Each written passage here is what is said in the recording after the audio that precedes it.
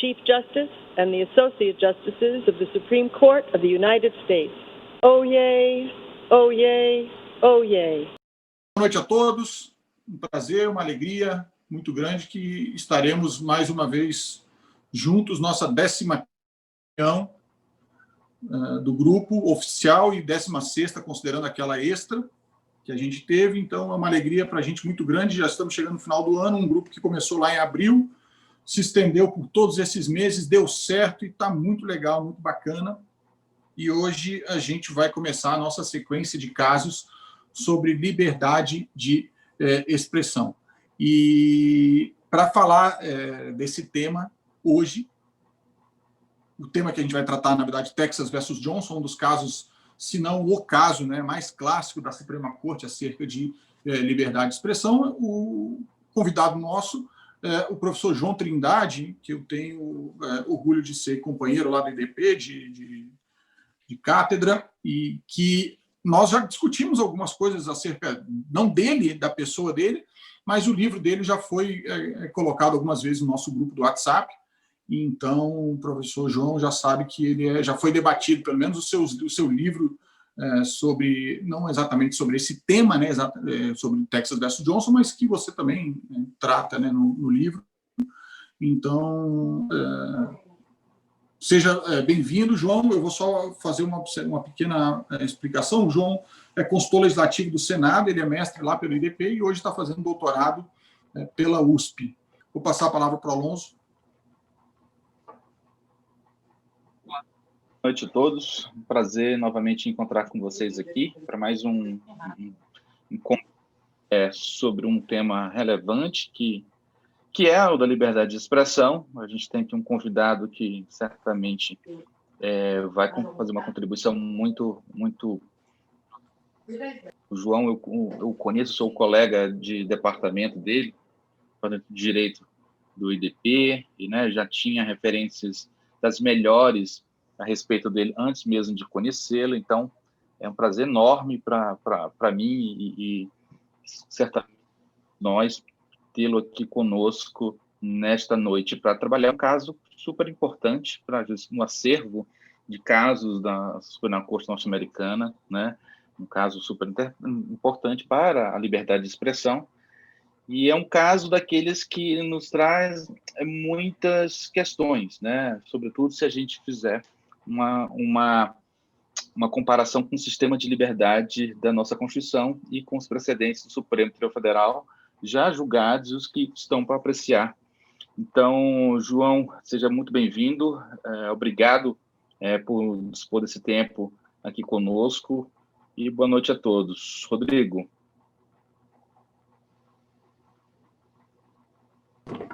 João, a sala é sua.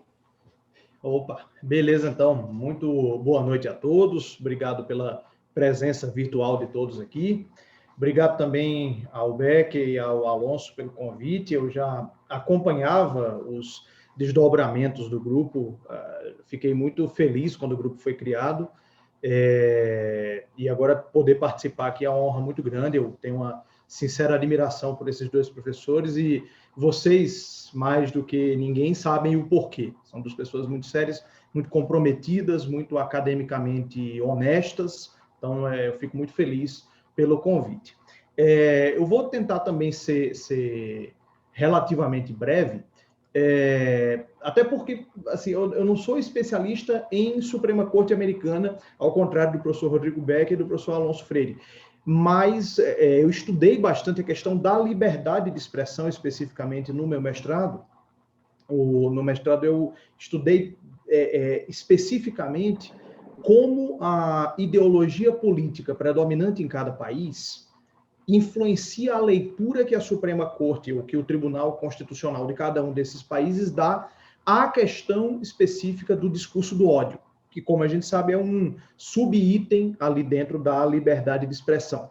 E eu analisei especificamente Alemanha, Estados Unidos e Brasil, e é nesse contexto que eu tive esse contato, vamos dizer assim, mais específico com o caso Texas versus Johnson. É preciso a gente historiar um pouco, bem brevemente, bem rapidamente, para a gente entender algumas peculiaridades do sistema americano que são abordadas aqui.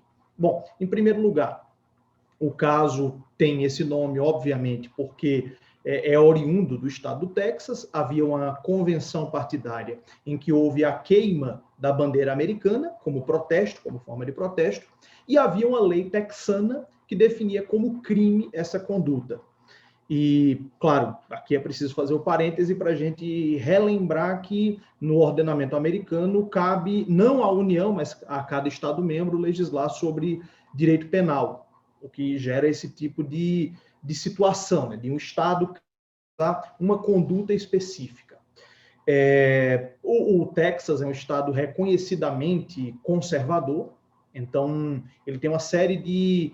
uma legislação penal, segundo alguns, um pouco mais expansiva do que a média dos Estados americanos, e nesse caso específico, uma legislação penal protetora desses bens jurídicos, da honorabilidade dos símbolos nacionais, a ponto de tipificar de forma específica a queima da bandeira americana como crime.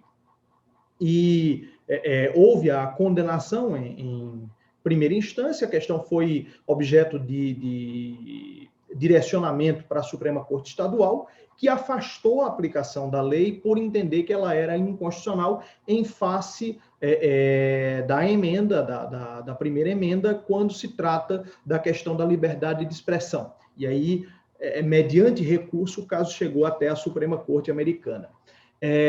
Lá na Suprema Corte Americana, terminou havendo esse entendimento no sentido de manter a decisão do tribunal que afastara a lei texana por inconstitucionalidade, afastara a aplicação da lei texana, que criminalizava a queima da bandeira, por entender que realmente ela era inconstitucional ao violar o paradigma, o direito fundamental da liberdade de expressão.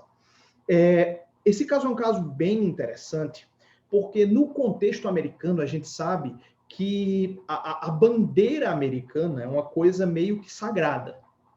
Eu costumo comparar, claro que qualquer comparação é sempre falha, mas em termos do grau de revolta que talvez teria gerado em uma parte da população, eu costumo comparar essa questão da queima da bandeira com aquele episódio que houve na década de 90 de um pastor que chutou a imagem de Nossa Senhora.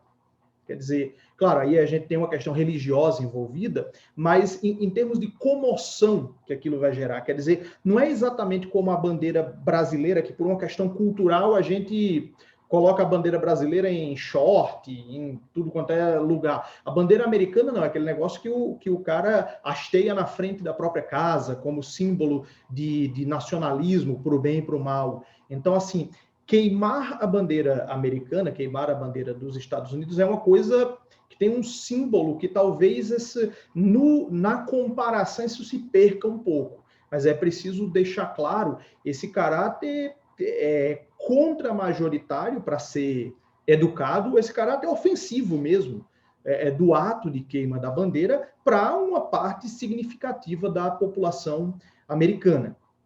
E aí a Suprema Corte se deparou com essa questão de você ter, olha, será que a liberdade de expressão, ela protege esse tipo de conduta? E aqui a gente tem uma série de temas a serem abordados. Em primeiro lugar, não se trata propriamente de palavras, né, mas de atos com significado, digamos assim.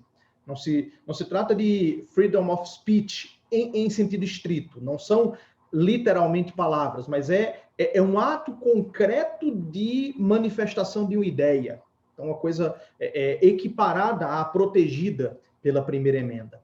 Uma outra temática interessante, se a gente levar em conta, e aí eu não vou entrar nesse mérito, porque é o tema que vai ser abordado, salvo engano, pela professora Flávia no próximo encontro do grupo, mas, assim, a Suprema Corte Americana já tinha se distanciado algumas décadas antes do teste do Clear and Present Danger. Quer dizer, você não levava mais em conta a questão de ser uma ideia potencialmente perigosa.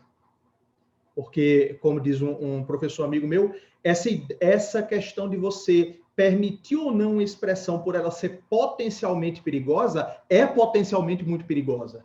Quer dizer, você mensurar a possibilidade ou não de uma ideia ser veiculado, de um ato de manifestação de ideia ser veiculado, porque ele é ou não potencialmente perigoso, é um critério um tanto quanto falho, tanto que ele terminou sendo depois afastado parcialmente pela Suprema Corte.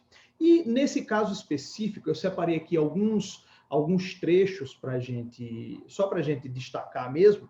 E, para mim, o caso uma frase que representa bem esse caso Texas versus Johnson é o título do livro, eu até esqueci de separar aqui, do professor Anthony Lewis, Liberdade para as Ideias que Odiamos. Acho que esse é um título de rara felicidade, e é mais ou menos o que é citado, inclusive, na fundamentação do voto, né, no dizer da maioria, nos argumentos da maioria, exatamente no sentido de que há, obviamente, um caráter ofensivo nessa questão de queima da bandeira, mas a ofensa faz parte do jogo democrático. Quer dizer, não é pelo fato de uma ideia ser ofensiva que ela não está necessariamente coberta pela liberdade de expressão.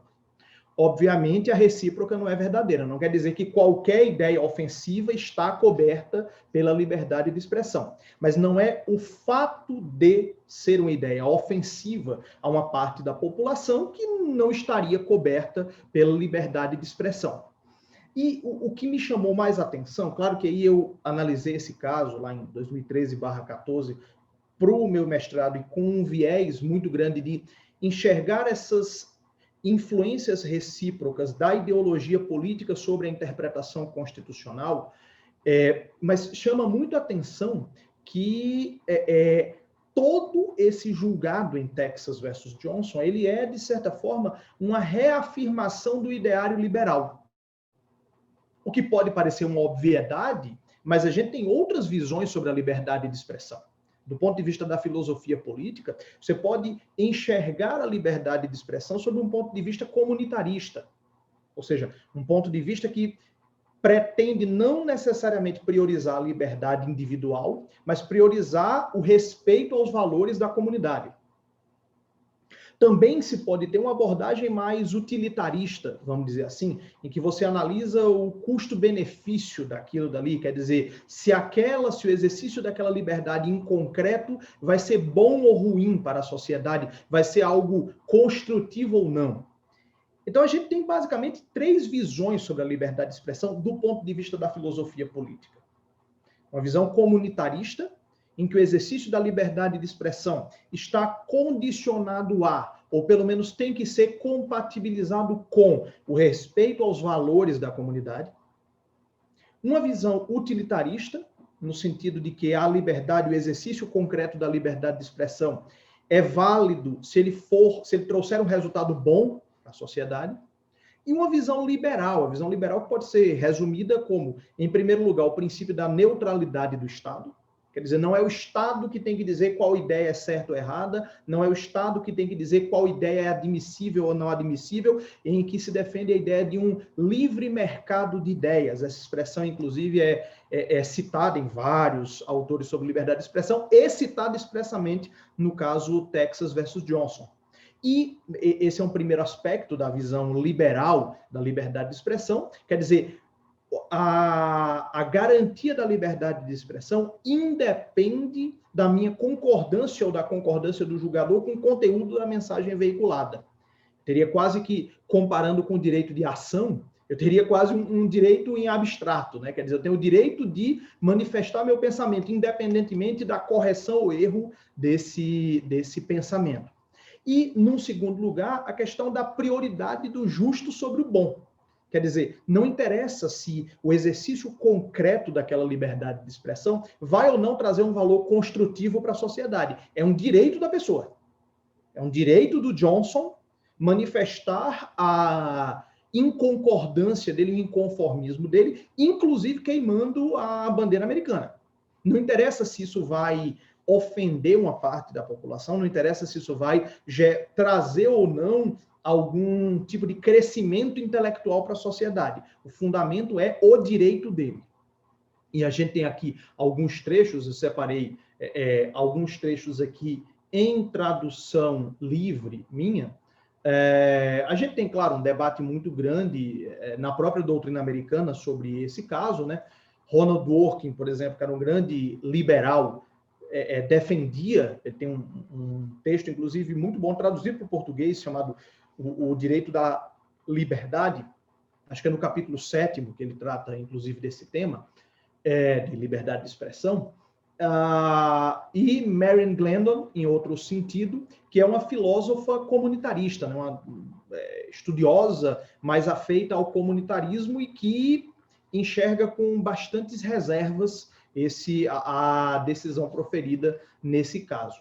Mas eu separei aqui um trecho, inclusive, em que se afirma verbalmente o seguinte, no caso Texas versus Johnson.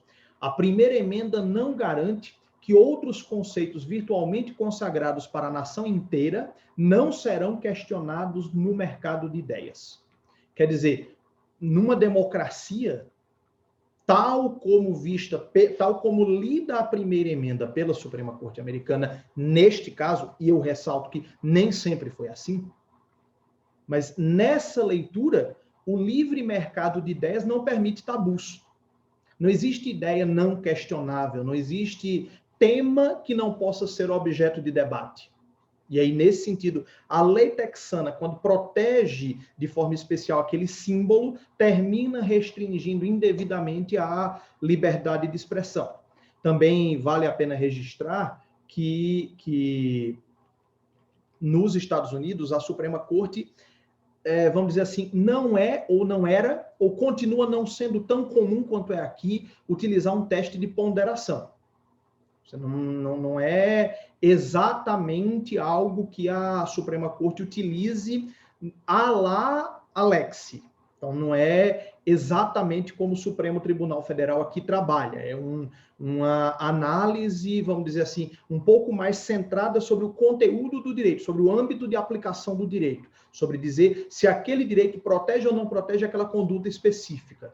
Mas não há de forma muito constante ou de forma muito frequente uma questão de ponderação de interesses. E eu separei também outro trecho, inclusive, em que se afirma o seguinte: o caminho para preservar o papel especial da bandeira não é punir aqueles que pensam diferente sobre isso, é persuadi-los de que estão errados. Nós não consagramos a bandeira punindo o desrespeito a ela, pois assim nós diluímos a liberdade que esse amado símbolo representa. Ou seja, é a questão do paradoxo da tolerância que, obviamente, todos vocês já se depararam e já refletiram um pouco sobre isso. Quer dizer, até que ponto vale a pena ser intolerante com o intolerante?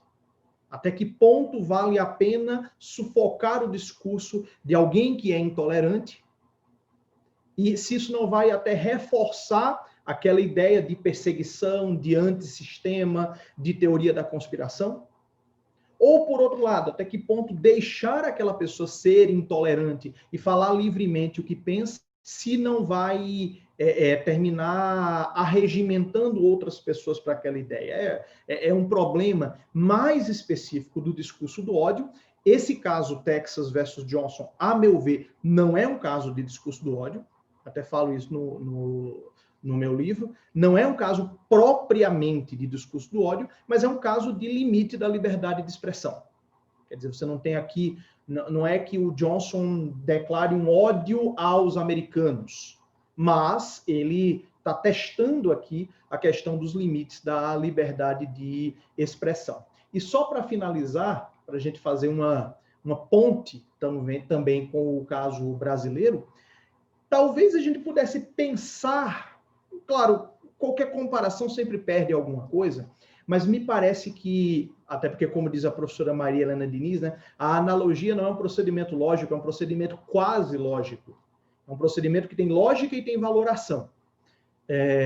Mas eu acho esse caso, guardadas as proporções, um pouco parecido com aquele caso do especial de Natal do Porta dos Fundos, em que havia toda a temática que foi considerada ofensiva por alguns grupos religiosos, que chegaram a conseguir liminares para que aquilo saísse do ar, o que, do ponto de vista de alguém que estuda liberdade de expressão, e mais ainda, de alguém que se declara, como eu me declaro, um liberal, não faz o menor sentido. Quer dizer, está lá no Netflix o especial do Porta dos Fundos. Se você acha aquilo ofensivo, você não o assiste. Mas quer dizer, você conseguiu eliminar para impedir que outras pessoas assistam aquilo, me parece uma coisa um pouco até contraditória.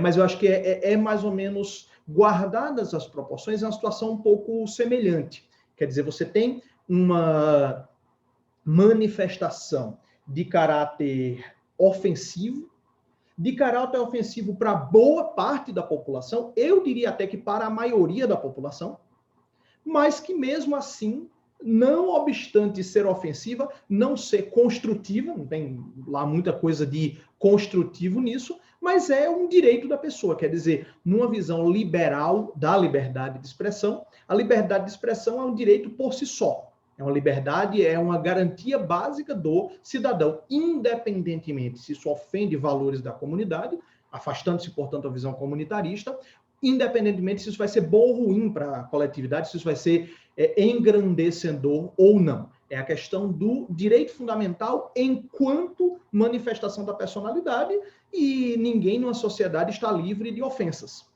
Ninguém numa sociedade está livre de, como gostam de dizer os juízes de juizados especiais, meros dissabores. Então, basicamente, esses são os pontos, Becker e Alonso, que eu destacaria desse caso, e quero aprender com os colegas, discutir, pensar em coisas que eu não havia pensado acerca desse caso.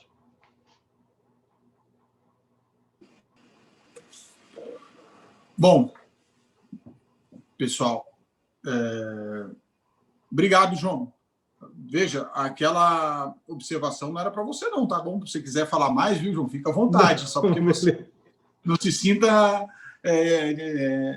direcionado pela minha fala no começo. A minha fala foi para não, tranquilo, mas aí que também fica um pouco mais de tempo para a gente ir debatendo. Nos debates, acho que eu posso explorar outras questões.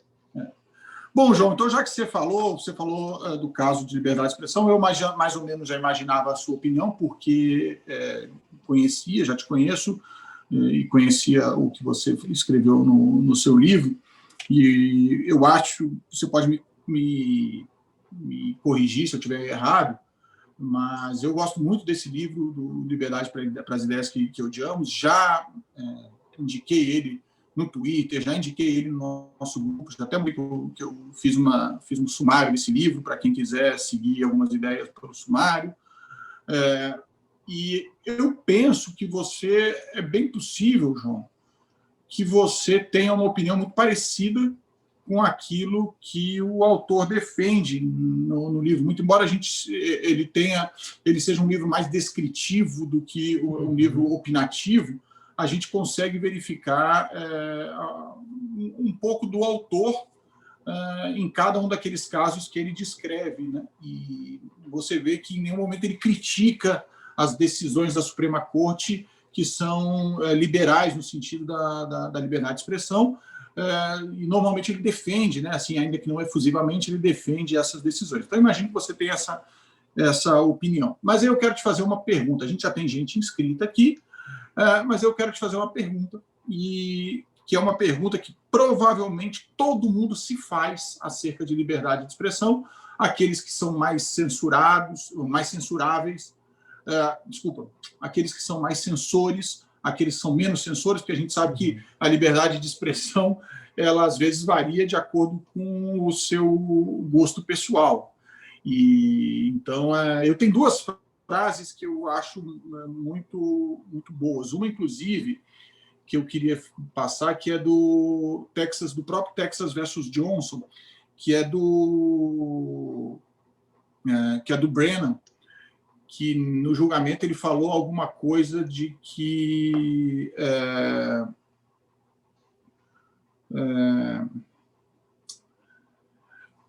O governo não pode proibir uma ideia simplesmente porque ela é uma ideia ofensiva ou uma ideia desagradável. Desculpa, na verdade, simplesmente porque a sociedade acha ela ofensiva ou desagradável, né? E aí, pegando esse gancho, eu queria te perguntar uma coisa, João. Já que o governo não pode proibir uma ideia simplesmente porque a sociedade acha ela ofensiva ou desagradável, a minha pergunta é: o governo pode proibir? E se pode, qual o limite que você vê para que o governo proíba uma manifestação de expressão? Essa é a pergunta de $1 milhão, né? Sobre a questão dos limites da criminalização de discursos de ódio, etc.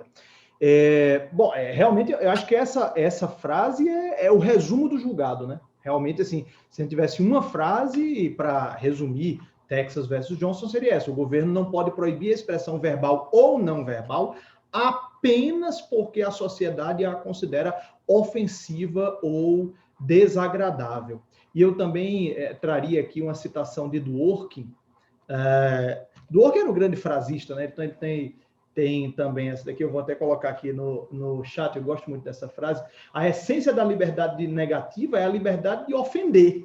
E isso não se aplica somente às expressões heróicas, mas também às de mau gosto. Quer dizer, aquela questão, aquela frase, Becker, que nunca foi dita por Voltaire, mas que é da biógrafa de Voltaire, mas que poderia muito bem estar na boca dele, que eu discordo de tudo que tu dizes, mas defenderei até a morte o direito de que tu digas. Eu acho que nesse caso, numa leitura, vamos dizer assim, maximalista do direito fundamental à liberdade de expressão, eu só posso proibir uma determinada expressão, uma determinada manifestação de uma ideia, quando ela atentar um outro bem jurídico constitucionalmente protegido. E veja que eu tenho uma leitura também minimalista dos bens jurídicos protegidos pela Constituição. Então, por exemplo, você não pode considerar como tutelado pela liberdade de expressão, tutelada pela liberdade de expressão, a veiculação de uma ideia de caráter racista. Porque esse tipo de ideia já foi colocada pelo constituinte originário fora do livre mercado de ideias. Quer dizer, a democracia não admite tabus, mas isso obviamente tem um limite, e o limite aí é dado pelo poder constituinte originário. Quer dizer, se o próprio constituinte originário, com base em toda a história constitucional e social brasileira, colocou esse tipo de debate fora da discussão, aí, nesse caso, eu posso legitimamente entender isso como um limite à liberdade de expressão. Chegou a ter uma discussão muito grande, bem interessante lá no Senado, sobre projetos de lei que criminalizam a apologia de uma determinada ideologia. Por exemplo, você tem projeto de lei para criminalizar a apologia ao comunismo, a apologia ao nazismo, a apologia ao islamismo. Então, você tem...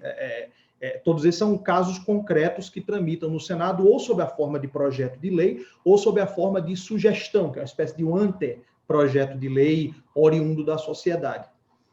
E aí, por exemplo, me foi questionado oficialmente mesmo qual seria o limite disso, qual eu entendia que era o limite disso. Eu disse, olha, o limite nesse caso é a proibição direta da Constituição em relação a ideologias intrinsecamente violentas. Você tem, por exemplo, o nazismo. Não tem como ter um nazismo do bem, não tem como ter um nazismo light, não tem como ter a pessoa dizer que é nazista, mas com todo respeito. É intrinsecamente violento, intrinsecamente violenta. Não tem como ser racista, mas, apesar disso, uma pessoa respeitadora do outro. São questões incompatíveis. São questões que a própria Constituição colocou fora do debate. O problema é que a própria Constituição tem algumas cláusulas mais genéricas, como aquela de que a lei criminalizará toda e qualquer discriminação atentatória aos direitos e garantias fundamentais. Aí já deixa a questão um pouco mais aberta. Mas, por exemplo, num rol exemplificativo, racismo, nazismo, qualquer forma de discriminação atentatória aos direitos e garantias fundamentais, a defesa concreta de atentado ao Estado democrático de direito, de incentivo a golpes de Estado, etc. Em tese, isso me parece que possa ser proibido, mas nessa leitura maximalista da liberdade de expressão e, portanto, minimalista das restrições a ela, eu só consideraria a priori legítimas as restrições que, claro, pensando aqui no caso brasileiro, que estivessem expressamente, constitucionalmente colocadas fora do livre mercado de ideias. Claro que isso é um problema maior, por exemplo, nos Estados Unidos, em que você não tem uma Constituição analítica como a nossa. Então, eu poderia dizer que a liberdade de expressão não protegeria a pessoa a partir do momento em que aquilo trouxesse não uma ameaça, mas um ferimento efetivo a um bem jurídico protegido. Não é exatamente o que a Suprema Corte Americana, como a Suprema Corte Americana tradicionalmente lê a matéria, né? Eles lá têm uma visão que eu não diria nem liberal, eu diria ultraliberal, mais liberal até do que eu em relação à liberdade de expressão. Dá para citar o caso RAV versus St. Paul, que é, salvo engano, de 2 anos depois do caso Texas versus Johnson, em que se considerou que queimar cruzes no jardim de uma família negra estava coberto pela liberdade de expressão, o que, a meu ver, em nenhum cenário poderia ser considerado regular exercício da liberdade de expressão. Mas eu me encaminharia para esse sentido. Só retomando essa questão das ideologias, por exemplo, foi perguntado, mas por que o nazismo é proibido, não pode ter um partido nazista no Brasil e a gente tem um partido comunista? Eu disse, olha, porque o comunismo, embora as experiências históricas concretas, todas elas tenham descambado para a repressão violenta, mas não dá para você dizer que é uma ideologia violenta em si mesma.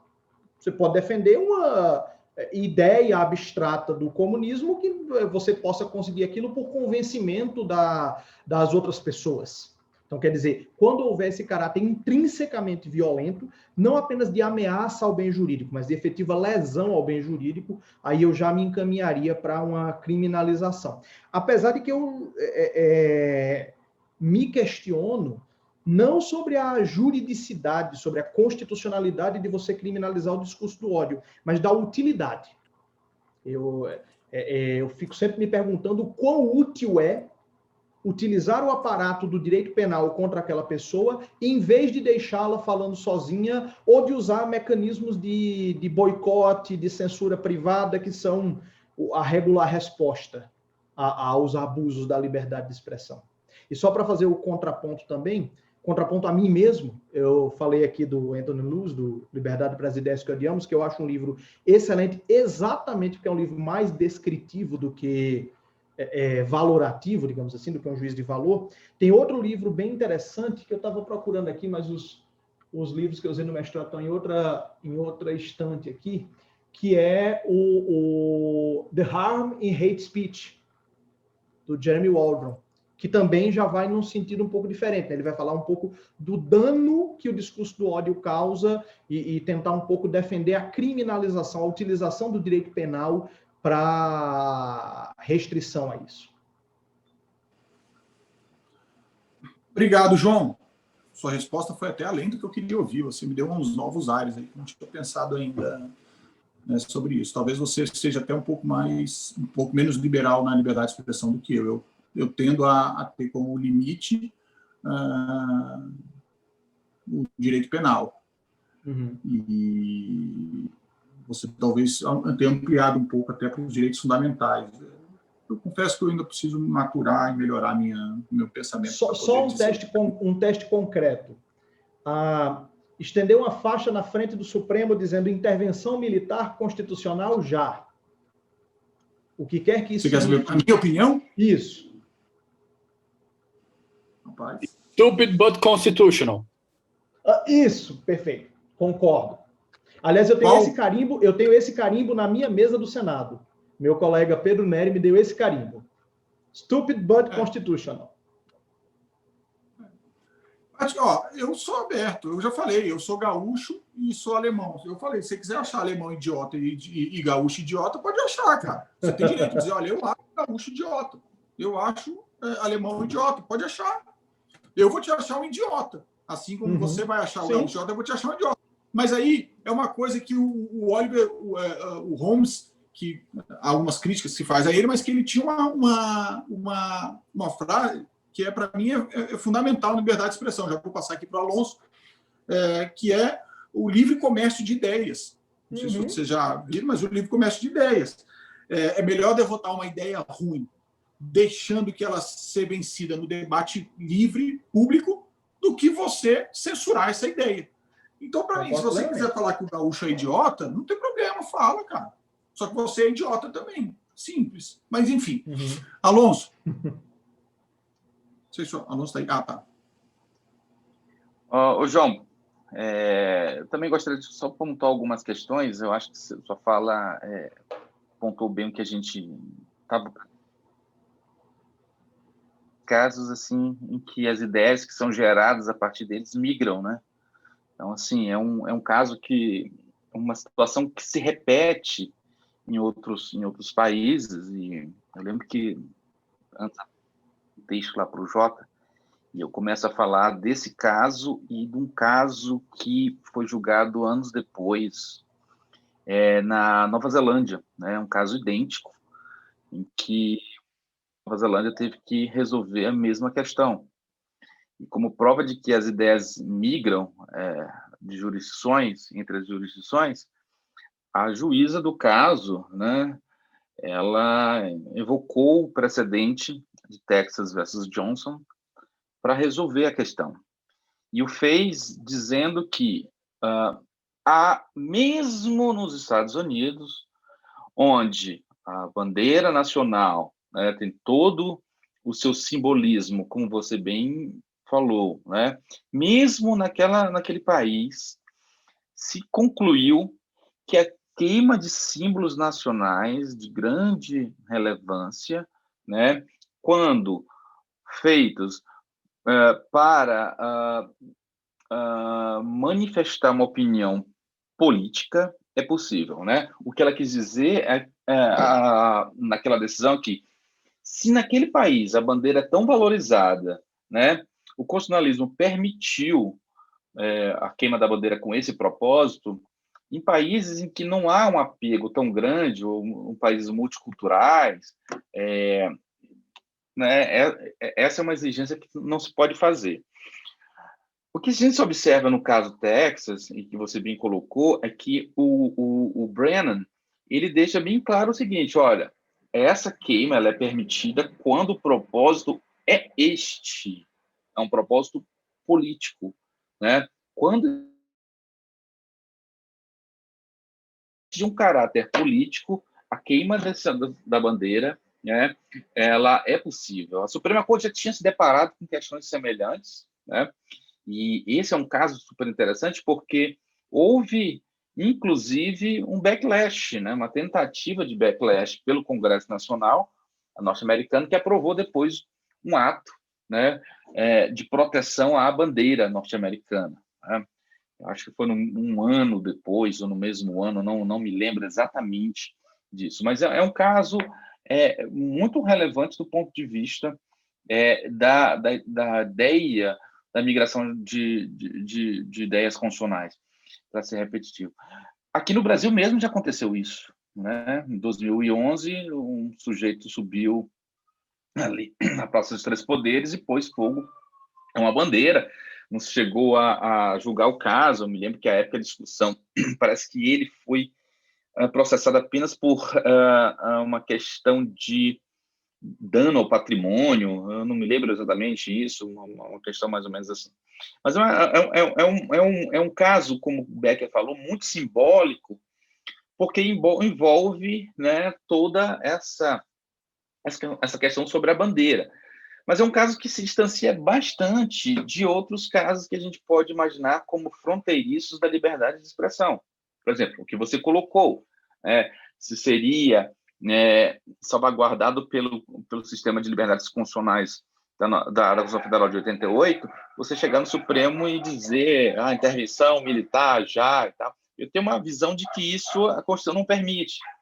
Né? A Constituição não pode permitir algo que é contra ela. Né? Daí seu caráter contra-majoritário. Eu penso que não. Né? Eu acho que você não pode, por assim dizer, sustentar uma ideia, ainda que você acredite nela, você tentar uma ideia contra o próprio regime democrático, a própria Constituição. Acho que existem meios para isso. Mas, bom, o que eu queria dizer é que esse é um caso que nos mostra como é que a Suprema Corte começou a desenvolver o que seria speech, né? Seriam os aspectos simbólicos da liberdade de expressão, né? Da liberdade de discurso, por assim dizer. Porque não só a queima da bandeira, mas outros meios de à vontade são interessantes, né? O próprio caso que você botou das cruzes, acho que você que falou, foi o Beck há pouco, que se queimava as cruzes brancas e jogava no jardim de famílias negras e tudo mais, e acho que nos Estados Unidos tem uma razão de se dar uma posição preferencial à liberdade de expressão. Né? Inclusive, uma ideia que o Supremo tem flertado de vez em quando, a gente olha essa ideia num voto no outro, sobre posição preferencial, mas que eu acho que no Brasil, apesar da importância inegável desse direito, eu acho que ele não tem uma posição preferencial pelo nosso histórico. Né? Se devemos reconhecer uma posição preferencial para algum direito na nossa Constituição, essa posição preferencial me parece ser ali da igualdade ou da dignidade. Então, assim, trazer esse conceito de posição preferencial é, inclusive, uma ideia que se coloca fora do lugar no Brasil, né? Bom, até achei aqui que é o Flag Protection Act, justamente, é isso aqui, que eles aprovaram depois, mas esse Flag Protection Act foi declarado inconstitucional depois pela Suprema Corte no caso de United vs. Eichmann. Então, é um caso que depois teve um backlash, essa legislação foi contestada na Suprema Corte, e a Suprema Corte, tempos depois, declarou inconstitucional essa legislação. Aí, para quem tiver interesse de ler o caso lá da Nova Zelândia, estou colocando aqui, eu acho que ainda tem, mas não deve ser difícil você encontrar, é esse aí, tá bom? Quem tiver interesse, depois eu posso passar. E quem tiver interesse em ler esse texto, que eu trato esses dois casos, está aqui. Mas, assim, concordo com o Beck, concordo com você, mas eu tenho uma visão um pouco mais restrita da liberdade de expressão comparada à sua, João. Assim, mas, embora reconheça a importância desse direito. Mas eram essas minhas colocações. Passar a palavra para o Beck, já tem uma lista de inscritos aí, né, Beck? Só um adendo, viu, Alonso? Nós também temos o nosso Flag Protection Act, a Lei 5.700, de 1º de setembro de 71, eu vou mandar aqui no chat, dispõe sobre a forma e a apresentação dos símbolos nacionais e dá outras providências, dispõe, inclusive, sobre o tom em que deve ser cantado o hino nacional, em Fá maior, e define como contravenção penal o descumprimento de qualquer das regras previstas aqui. Tem óbvias, sinceras dúvidas sobre a recepção disso daqui, sobre isso daqui ter sido recepcionado, me parece que não, mas, de qualquer jeito, formalmente, ainda temos essa legislação simbolicamente aprovada em 1971, na época do pico da repressão do regime militar. Sobre essa questão que você traz, inclusive, também me parece que a ideia de uma posição preferencial não é compatível com o ordenamento brasileiro. Eu não vejo dizer que nenhum direito fundamental tem posição preferencial. Só discordo de você. Se houvesse, seria dignidade. Mas eu não consigo ver a igualdade. Eu não sei por que a igualdade valeria mais do que a liberdade ou vice-versa. Acho que se houvesse, seria a dignidade, por ser um fundamento da República lá no artigo 1º, inciso 3º. Mas aí volta o problema também que Luhmann coloca, né? Dignidade humana é um conceito tão aberto que perde a operacionalidade, né? E em relação, por exemplo, a essa questão das restrições à liberdade de expressão, é interessante ver o caso alemão, né? O caso alemão que, por toda a questão histórica, mas não só, o artigo 130, parágrafo 4º do Código Penal, considera como crime de injúria, punível com reclusão, a conduta de negar ou minimizar o Holocausto. Então, a conduta da pessoa minimizar a existência do Holocausto já é considerada crime de injúria coletiva no Código Penal alemão. Então, é uma coisa... por exemplo, no que o Becker falou, o limite é o direito penal. Me parece que sim, mas o próprio direito penal também tem um limite que é bem fluido, né? Você termina criminalizando um monte de condutas que não necessariamente deveriam ser criminalizadas ou definidas como contravenção, que é o caso aqui da Lei 5.700.